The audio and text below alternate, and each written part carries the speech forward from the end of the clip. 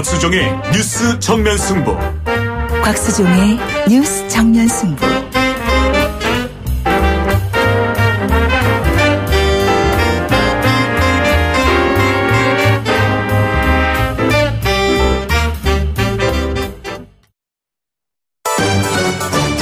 김작이 묻고 곽박이 경제로 답한다.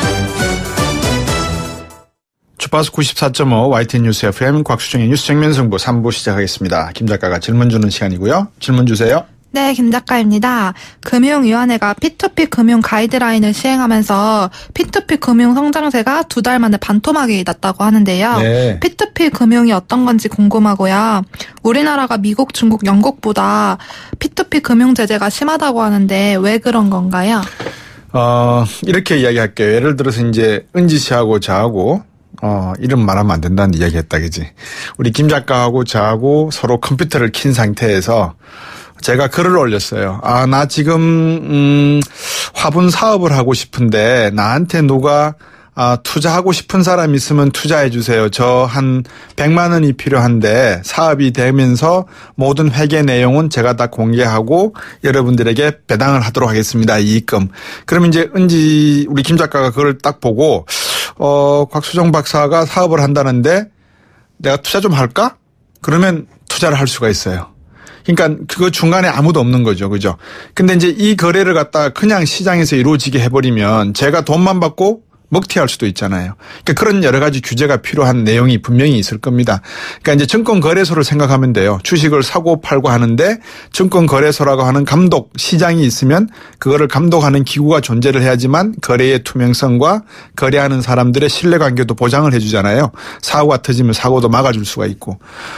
근데 P2P, person to person의 약자이기도 하고 peer to peer의 약자이기도 한데 이게 핀테크 금융의 한 부류라고 알려져 있거든요. 이거를 우리나라에서는 한 사람당 1,000만 원씩만 투자할 수 있도록 규제를 딱 묶어놨어요. 그러니까 왜냐하면 1억을 투자하고 싶어도 못하는 거예요. 자칫 잘못해서 돈을 다 떼이면 방법이 없잖아요. 예금보험공사에서 5천만 원까지 일반 저축은행은 보증보험도 해주고 하지만 이런 P2P는 아직까지 그런 제도가 마련돼 있지 않다는 거죠. 그래서 조금 시장에 활성화할 때까지 조심스럽게 가야 되는데 중국과 미국은 개의치 않아요. 하고 싶은 사람은 하라는 게. 우리나라가 보통 한 4조 정도 되는 시장 규모를 4억 정도 되는 시장 규모를 가지고 있는데 중국 같은 경우에는 한 1,200억 훌쩍 넘어가고 있거든요. 그러니까 미국과 중국은 벌써 신용거래를 전제로 해서 개인과 개인 간의 펀드 레이징을 할 수 있도록 시장을 만들어주는 거예요. 그러니까 사람들이 서로 물론 나쁜 짓 하는 사람도 있겠지만 결국 그런 사람들은 시장에서 도태될 수밖에 없다는 가정을 하고 시작을 하니까 상당히 빠르게 발전하죠. 우리나라는 그걸 다 보호막을 쳐주고 난 다음에 해야 된다라고 생각을 하고 있기 때문에 좋게 보면 정부가 보호해 주는 거고 나쁘게 보면 이것마저도 관치금융시장으로 끌고 가고 있다 이렇게 볼 수 있겠죠. 지금 여러분께서는 경제학자 곽수종 교수가 진행하는 YTN 뉴스 FM 곽수종의 뉴스 정면 승부를 듣고 계십니다.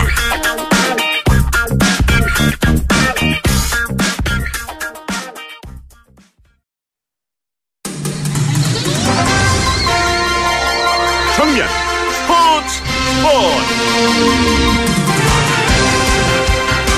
네, 오늘 하루 동안 있었던 스포츠 소식 정리해드리겠습니다. 스포츠 정면 승부 중앙일보 박민 기자와 함께하겠습니다. 안녕하세요. 네, 안녕하세요. 유럽 축구에서 레알 마드리드가 우승을 했군요. 네, 스페인 레알 마드리드가 오늘 마케도니아에서 열린 유럽 슈퍼컵에서 잉글랜드 맨체스터 유나이티드를 2대1로 꺾었고요. 그 슈퍼컵은 지난 시즌 그 챔피언스리그 우승팀과 유로파리그 우승팀이 그 단판으로 맞붙는 승부인데요. 네. 레알 마드리드가 우승을 차지했고 특히 레알 마드리드의 지단 감독은 지난해 1월에 부임했는데요. 네. 1년 9개월 사이에 벌써 6번째 우승 트로피를 들어올렸습니다. 지단 감독이 많이 듣던 일인데 선수로 뛰었던 사람 아닙니까? 네, 맞습니다. 그 프랑스 아트사커를 이끌었던 인물이고요. 네. 그 선수 시절에 축구를 예술로 승화시켰다 이렇게 평가를 받았습니다. 네. 그 1998년 월드컵 우승도 이끌었고요. 예. 특히 알제리 이민자 아들 출신인데 프랑스 대표팀에서 또 인종과 출신 지역을 허물면서 또 높은 평가를 받기도 했습니다. 2002년도 서울 올림픽 월드컵 때 왔었죠. 지단이. 네, 그때 그 조별리그에서 그 그 대회 전에 좀 부상을 당하면서 네. 또 좋은 활약을 보여주지 못하고 팀의 조별리그 탈락을 막지 못했었습니다. 그렇군요.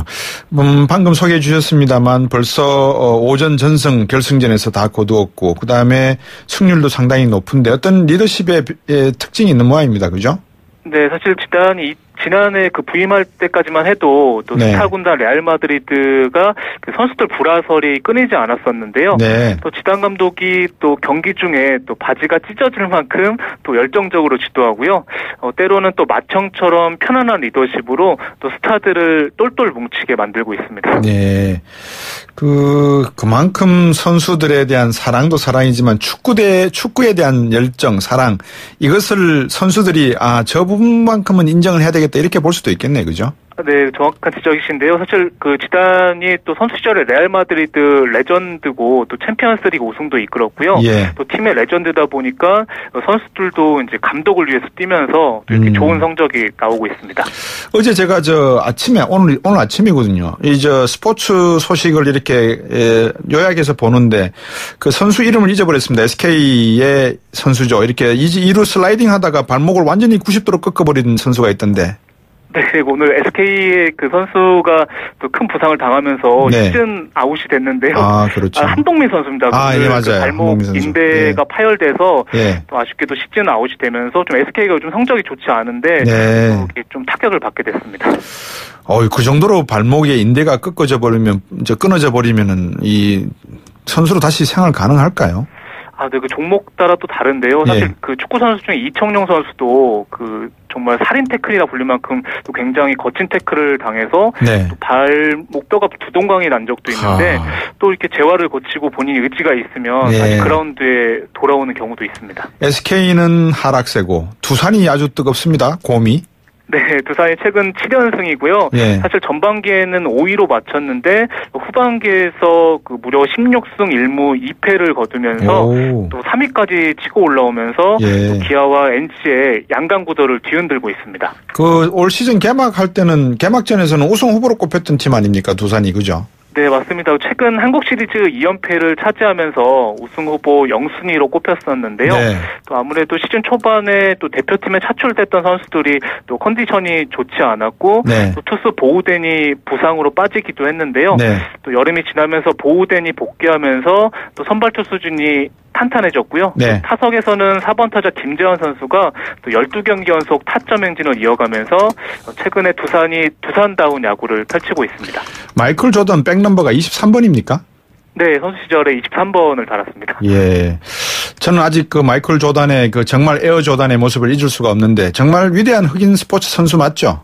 네, 맞습니다. 그 미국 ESPN도 오늘 10,000명의 설문조사를 통해서 예. 50명의 위대한 흑인 선수를 발표했는데요. 네. 조던 선수가 전 종목을 통틀어서 가장 위대한 선수로 선정이 됐고요. 예. 또 아무래도 말씀하신 대로 미국 농구에도 또 지대한 영향을 끼쳤고 또 뭐 자신의 이름을 딴 농구와 브랜드를 통해서도 또 스포츠 산업에도 큰 영향도 미쳤습니다. 네. 참 우리 한 시대에 우리를 즐겁게 해줬던 마이클 조던이 생각나네요. 오늘 말씀 잘 들었습니다. 고맙습니다. 네, 감사합니다. 중앙일보 박린 기자였습니다. 곽수종의 뉴스 정면 승부. 방송 들으시고 의견 있으신 분들은 지금 바로 샵 0945, 샵 0945. 짧은 문자 50원, 긴 문자 100원이 부과되는 휴대전화 문자 메시지를 보내주세요. 오늘 들으신 방송은 YTN 라디오 홈페이지와 곽수종의 뉴스 정면 승부 팟캐스트를 통해 다시 확인할 수 있습니다.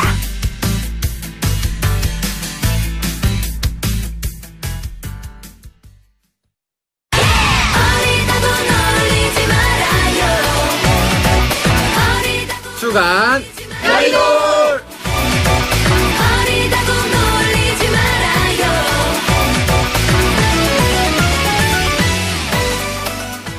네, 뉴스 정면 승부가 이번 주 새로운 코너들을 청취자 여러분들께 대거 입하해서 지금 보여드리고 있습니다. 오늘은 아이돌 두 분 모셨습니다. 여러분들 이름만 대면 하고 알아채실 분들이고요. 여의도의 아이돌 줄여서 여의돌, 여의도의 막내들의 목소리, 청년들의 목소리, 청년 정치인들의 목소리를 한번 들어보시기 바라겠습니다. 매주 수요일 이 시간에 한국 정치에서 청년들의 눈으로 본 한국 정치, 오늘과 내일을 토론해 보겠습니다. 오늘 두 분을 모여 더불어민주당 청년위원회의 장경태 부위원장 오셨습니다. 안녕하세요. 네, 안녕하세요. 야, 더불어민주당의 청년 삼성 냄새가 확 나네요, 보니까. 그 다음에 바른정당의 이준석 노원병 당협위원장 나오셨습니다. 안녕하세요. 네, 안녕하세요. 네, 우리 이준석 당협위원장은 늘 같은 분위기고 좋습니다. 자, 첫 주제로 갑질을 한번 이야기해 볼까 하는데 두 분은 아직 현역 아니시잖아요, 그죠? 네. 우리 장경태 부위원장은 도전해 보신 적 있습니까? 제가 작년에 청년 비례로 국회의원 비례 후보였었는데요. 네. 24번을 받았습니다. 예. 그런데 당시 이제 김종인 비대위원장께서 청년을 별로 중요하게 생각 안 하셨는지 좀 뒤로 후순위로 밀렸고요. 네, 그렇습니다. 그 말은 제가 정정해 드리겠습니다. 예. 그를 청년을 상당히 중요시 하시는 분이고요. 아, 그런가요? 저는 좋아하시던데. 예. 그래서 이 앞으로 큰 정치인이 되시려면 될 수 있으면 다른 사람 이름을 앞에 대지 않는 게 좋습니다. 네. 예, 제가 하나 팁을 드리겠습니다. 이준석 의원은 노원병 경험이 있으시죠? 예, 제가 지역구 나가가지고 장렬하게 또 이렇게 한번 또 큰 선거를 치러본 경험이 있습니다. 아주 그래도 거물하고 붙었기 때문에 나름대로 보람이 있었지 않습니까? 그렇죠. 그리고 이제 내년에 또 보궐선거가 지역에 치러진다고 하니까 저도 이제 고민을 하고 있는 상황인데. 네, 뭐 고민할 건 뭐 있습니까? 뭐 계속 고죠, 뭐. 당연하죠. 지역 책임자로서 당연히 나가야 되는 선거로. 그럼요. 그렇죠. 이제 바른정당의 입지를 공고히 해야 될 그런 책임이 이준석 위원장한테는 있고 우리 또 장경태 부회장은 비례보다는 그죠. 지역구가 훨씬 더 입김이 세지 않습니까? 그래서 이제 조금 이야기를 해볼까 합니다. 자, 지금 기득권을 유지하려고 하는 정치인분들 또 선배분들을 옆에서 이렇게 보실 건데 어떻습니까? 분위기가 정치라는 것을 이렇게 해보시니까. 이준석 의원부터. 사실 뭐 청년이 정치를 한다라고 하면은 역할이 제한적이죠. 그러니까 그 사실 정치에는 항상 많은 사람이 줄 서 있고 그분들도 굉장히 기회를 얻는 분이 적기 때문에 청년 의원 보통 어떻게 이용해 먹을까 생각하는 분들이 기성 정치권에 왜 정치하려고 하셨어요? 저요? 저 같은 경우는 제가 원래 교육봉사단체를 했었는데 거기서 이제 교육 쪽에 관심이 굉장히 많았고 또 이제 저소득층 청소년 대상으로 가르치다 보니까 제가 미국에서 공부하면서 몰랐던 것들을 많이 알게 되더라고요. 그래가지고 저는 원래 제 관점이 저는 세금 낼 거 잘 내고 내 시민으로서 의무 다하면 세상이 언젠가 좋아질 거야 이런 생각이었는데 이거 뭐 누가 총대 내고 좀 나서지 않으면은 안 바뀌는 부분도 있구나 이런 생각이 들어서 하게 됐습니다. 우리 장경태 부위원장은 왜 정치를 하게 됐었고 지금 더불어민주당 안에 정치 선배들의 분위기는 어떻습니까? 저는 이제 집이 부도가 나서 배를 타면서 돈을 모아서 대학교를 나왔는데요. 이제 집에서 뭐 사실 용돈을 받지 못하다 보니까 제가 대학생이 아닌 알바생이었다는 생각이 들더라고요. 그래서 정치라고 생각하진 않았고 학생회 활동을 통해서 세상을 좀 바꿔보고 교육의 기회를 좀 더 평등하게 만들고 싶다. 그런 고민이 있었습니다. 교육 쪽에 관심이 많으시군요. 네, 그렇습니다. 그러면 기득권 정치라고 할 때 가장 큰 문제로 꼽는다면 어떤 문제? 사실 이제 기득권이라고 할 수 있는 게 뭐 당권이라고 저희 표현하고 싶은데요. 인사권, 예산권, 의결권, 공천권 이 네 가지인데 사실 적절한 권한 이상으로 가지려고 하는 것이 기득권이라고 생각합니다. 그리고 이 기득권이 문제인 이유는 또 정당하지 못한 권한을 가지고 합리적이지 않게 사용한다는 점이거든요. 그래서 아무래도 기득권 정치를 빨리 타파하는 것들이 아마도 이준석 비대위원과 마찬가지로 저 같은 청년 정치인들에게 좀 과제가 아닐까 생각을 합니다. 우리나라 정치를 보면서 바른정당이 이제 자유한국당에서 떨어져 나왔지 않습니까? 그죠? 어떻습니까? 우리 이준석 의원의 그 이미지로서는 바른정당에 어울리는 이미지도 있지만 바른정당이 과감하게 기득권을 떨쳐버리고 자유한국당에서 떨어져 나와서 겪었던 여러 가지 어려움 이런 것도 한번 생각해 보면서 정리를 한번 해보시죠. 그러니까 사실 자유한국당에 있을 때 고질적인 문제는 뭐였냐면은 선거 결과가 너무 예측된다는 거였어요. 그러니까 가장 대표적인 게 그때 이제 지난 총선을 지고도 다시 이제 친박이 압도적인 표로 이제 당대표를 만들지 않나. 그렇죠. 그게 왜 그러냐면 사실 지금까지 축적되어 온 어떤 당원이나 이런 명단을 보면은 결국에는 갈수록 좀 나이 드신 분들 위주가 될 수밖에 없고 또 특정 지역에서 당원 가입 많이 시키고 이렇게 하다 보니까 이게 사실 민심과 괴리되는 경우 굉장히 많거든요, 당심이. 그러다 보니까 바른정당에 이제 저희가 와가지고 저희도 보수 정당을 표명하면서 저희가 당원을 모아봤더니만은 의외로 고르게 들어와요. 그러니까 사실 보수는 고르게 있었던 거죠. 다만 이제 자유한국당에서 과대표된 어떤 연령대나 아니면 그런 지역적 민심이 있었기 때문에 지금까지 자유한국당이 그 방향으로 갈 수밖에 없었던 것이고 저는 그래서 사실 이번에 바른정당 하면서 저희가 당원 가입했는데 저희가 30% 정도가 지금 2030이거든요. 이 비율이 제가 알아보니까 정의당보다도 높습니다. 국민의당보다도 높겠네요. 그렇죠. 훨씬 높죠. 네. 이제 예. 그렇다 보니까 이게 뭐 사실 정치라는 게 기득권이라는 구조는 어느 정도 당이 좀 적체되고 좀 역사가 길어지면은 만들어질 수밖에 없는 구조는 있다라는 생각이 들긴 합니다. 어떻습니까? 우리 더불어민주당 안에서 장경태 부위원장이 이렇게 보기에 지금 현재 청년들의 입지, 청년들이 정치에 참여할 수 있는 공간 어떻습니까? 일단 청년위원회와 대학생위원회가 전국위원회로 동급의 기구로 이제 건설되어 있고요. 네. 또 여기에 참여해서 청년과 관련된 정책 그리고 대학생에 관련된 정책들을 좀 논의할 수는 있는데 사실 당내에서 스스로의 어떤 의사결정이 좀 당론으로 반영된다든지 뭐 그런 좀 그렇게 추진되는 과정들은 아직 좀 미흡한 것 같습니다. 마크롱이 29세에 대통령이 되는 39세에 대통령이 되는 걸 보시고 어떤 느낌을 받으셨어요? 일단은 프랑스가 갖고 있는 자유롭고 좀 수평적인 문화 그리고 한국의 어떤 고질적인 어떤 연공서이라든지 뭐 예의를 갖춰야 되고 나이를 좀 먹어야지만 뭔가 할 수 있다고 생각하는 그런 어떤 관념들, 고정관념들이 네. 좀 저는 뭐 프랑스가 좀 부럽기도 하면서 또 한국의 전통적인 어떤 가치를 지키면서 우리가 또 안에 살 수 있는 것들을 찾아봐야 되지 않을까라는 고민이 생겼습니다. 네. 최근에 마크롱 인기가 떨어지면서 그 정치인들 중에 이제 또 발빠른 한국 정치인들 중에 네. 내가 한국의 마크롱이다 주장했던 분들 네. 굉장히 좀 민망해하고 있는 그 모양새가 좀 있더라고요. 당황스럽겠죠. 그러니까요. 네. 저렇게 빨리 어떻게 또 지지율이 빠질 줄 알았겠습니까? 한때는 버니 샌더스를 이야기하고. 아 그렇죠. 자, 이 갑질, 그러니까 이제 기득권 정치 중에서 많은 대중들이 그냥 쉽게 이해할 수 있는 부분이 갑질 행위잖아요. 그렇죠. 예를 들면 노룩 패스, 보지도 그렇죠. 않고 가방을 확 밀어버리고 하는. 그러니까 이런 것들이 아까 우리 장경태 부위원장도 이야기했는데 소위 선배들이라고 하는 정치인분들이 젊은 청년들을 향해서 너희들이 알면은 얼마나 아니. 내 하는 거 배워라. 이런 것들이 많이 있을 것 같아요. 갑질 그렇죠. 부분이 어떤 게 있을까요? 사실 뭐 갑질이라고 하면은 결국에는 이제 국회의원들이 경력, 선수 이런 위주로 이제 가게 돼 있잖아요. 네. 그러다 보니까 저희 같은 경우 원외니까 더 하겠지만은 사실 그 안에서 연공서열을 은근히 챙깁니다. 그리고 아까 박사님 말씀하신 것처럼 비례의원이 사실 보면 전문성은 더 뛰어날 거 아닙니까? 그렇죠. 근데 지역구 의원한테 가가지고 뭐 속도 말하면 회의석상에서 네. 당신이 비례인데 여기서 말해도 돼? 뭐 이런 식으로 면박을 주는 경우도 있고. 네. 그러니까 그런 것들이 사실 갑의식에서 나오는 거잖아요. 그렇죠. 그러니까 갑질을 하는 의식에서 나온 거기 때문에 그 태도 자체가 애초에 뭐 저는 큰 문제라 봅니다. 예. 우리 장경태 위원장이 보시기에 갑은 더불어민주당에서 이렇게 원래 집안이 좀 궁핍할 때는 더 심하잖아요. 돈이 많고 집안이 넉넉하면은 갑질이 별로 안 일어나요. 한때는 더불어민주당이 상당히 어려웠지 않습니까? 국간에서 이준난다는 그렇죠. 국간에서 이준나죠. 어떤 형태를 보셨어요? 더불어민주당 안에서는. 당내에서의 갑질은 기본적으로 일단 갑질이라고 제가 갑질이라고 생각한 거라면 사실 나이로 이제 뭔가 누르건지 잘 모른다고 생각하던지, 그러니까 여러 가지 연륜과 경력이라는 것들이 좀 해결할 수 있는 가치이기도 하지만 또 한편으로는 경직되고 어떤 사고의 어떤 경직성, 방법의 어떤 경직성 등을 가지면서 새로운 창조적인 상상력들을 막고 있거나 어떤 변화의 흐름들을 막는 측면들이 있거든요. 그런데 그런 것들을 참 말씀드려도 본인들이 예전에 했으니까 과거에 내가 이렇게 해서 성공해봤으니까 라는 논리로 저희의 사실 발언을 막죠. 자, 이제 현실 세계로 싹 들어가겠습니다. 박찬주 대장. 소위 지금 언론에서 갑질의 하나의 대명사처럼 지금 이야기하고 있는데 옛날에 K본부의 땡 기자가 머리에 눈이 소복 기사에서 그게 위키페디아까지 나오고 그랬거든요. 그렇죠. 예.